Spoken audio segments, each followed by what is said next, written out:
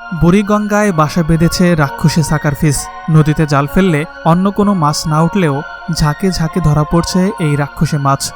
এটারে বলে সাকারফিশ, কেউ বলে রোহিঙ্গা মাছ। বুড়িগঙ্গায় এই মাছের কারণে হুমকির মুখে পড়েছে দেশীয় মাছ।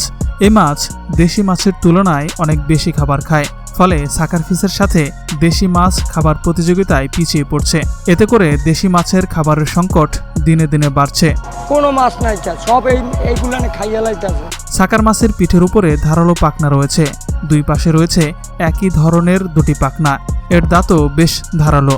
সাধারণত আগাছা, জলজ পোকামাকড়, ছোট মাছ এদের প্রধান খাদ্য।